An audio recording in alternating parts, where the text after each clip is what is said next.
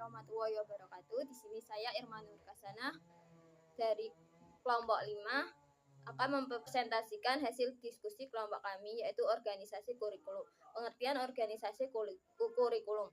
Organisasi kurikulum adalah susunan pengalaman dan pengetahuan baku yang harus disampaikan dan dilakukan peserta didik untuk menguasai kompetensi yang telah ditetapkan. Organisasi kurikulum sangat terkait dengan pengaturan bahan pelajaran yang ada dalam kurikulum. Sedangkan yang menjadi sumber bahan pelajaran dalam kurikulum adalah nilai budaya, nilai sosial, aspek siswa dan masyarakat, serta ilmu pengetahuan dan teknologi. Tujuan dari kurikulum yaitu untuk mempermudah siswa dalam mempelajari bahan pelajaran, serta mempermudah siswa dalam melakukan kegiatan belajar sehingga tujuan pembelajaran dapat dicapai secara efektif. Jenis organisasi kurikulum yang pertama, mata pembelajaran gabungan. Korelasi kurikulum merupakan penggabungan dari mata pelajaran yang sejenis secara insidental. Nah, korelasi kurikulum atau sering disebut dengan Bordfield pada hakikatnya adalah penyatuan berbagai mata pelajaran yang sejenis, seperti IPA yang di dalamnya itu diagungkan ada fisika, kimia, dan biologi, dan IPS, atau sering kita sebut dengan IPAS. Nah, dari bahan kurikulum yang terlepas-lepas diupayakan disatukan dengan bahan kurikulum atau mata pelajaran yang sering sejenis sehingga dapat memperkaya wawasan siswa dari berbagai disiplin ilmu.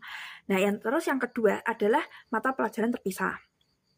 Nah, bertujuan agar generasi muda mengenal hasil-hasil kebudayaan dan pengetahuan umat manusia yang telah dikumpulkan secara berabad-abad.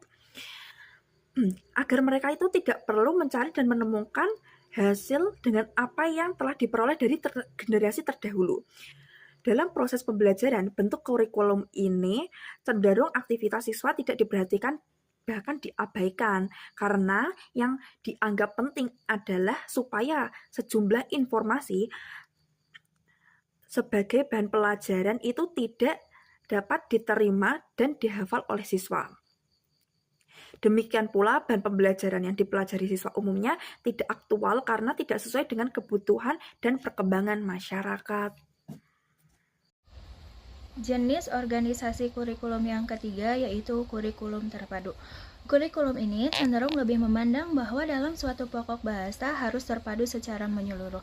Keterpaduan ini dapat dicapai melalui pemusatan pelajaran pada satu masalah tertentu dengan alternatif pemecahan melalui berbagai disiplin ilmu atau mata pelajaran yang diperlukan, sehingga batas-batas antara mata pelajaran dapat ditiadakan.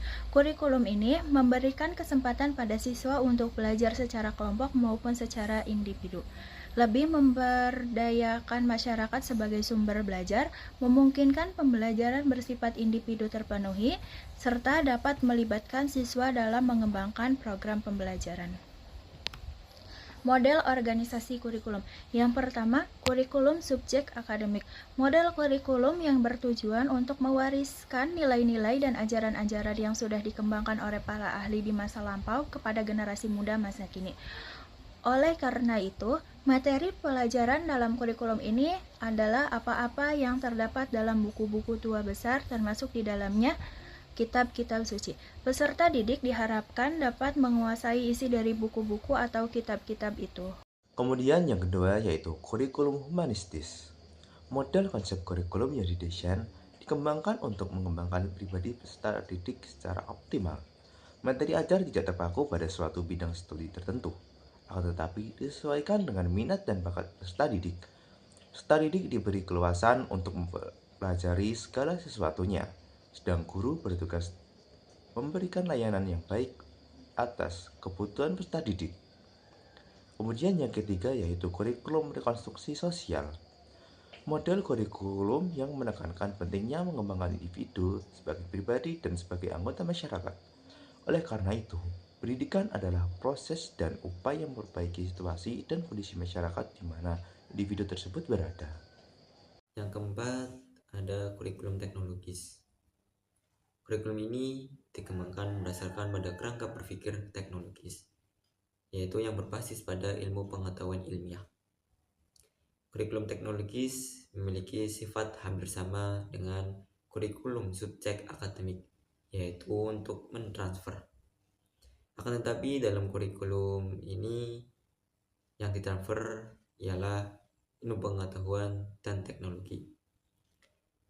yang harus dikuasai siswa untuk melakukan suatu bidang tertentu, bukannya nilai-nilai yang dianggap baik pada masa lampau.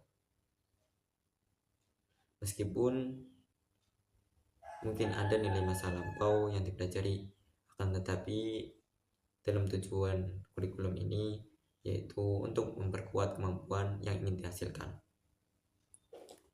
Kesimpulan dari tujuan pembelajaran yaitu ada organisasi kurikulum, jenis organisasi kurikulum, dan model organisasi kurikulum.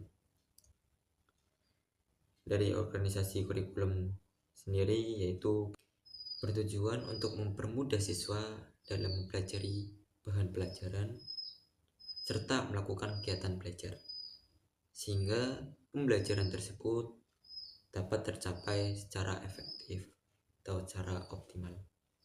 Yang kedua ada jenis organisasi kurikulum. Jenis organisasi kurikulum ini bertujuan yaitu bahan kurikulum ini bisa memperkaya wawasan siswa dan disiplin ilmu dalam mengembangkan program pembelajaran secara menyeluruh, baik dari mata pelajaran gabungan maupun terpisah. Yang ketiga ada model organisasi kurikulum, yaitu bertujuan mewariskan nilai-nilai yang dikembangkan oleh para ahli untuk mengembangkan pribadi peserta didik secara optimal, yaitu dengan berdasarkan berpikir teknologis yang berbasis ilmu pengetahuan ilmiah,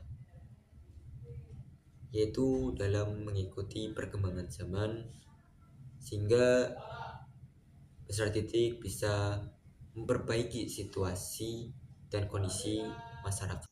Sekian dari kelompok kami, kurang lebihnya mohon maaf. Billahi taufiq wal hidayah. Assalamualaikum warahmatullahi wabarakatuh.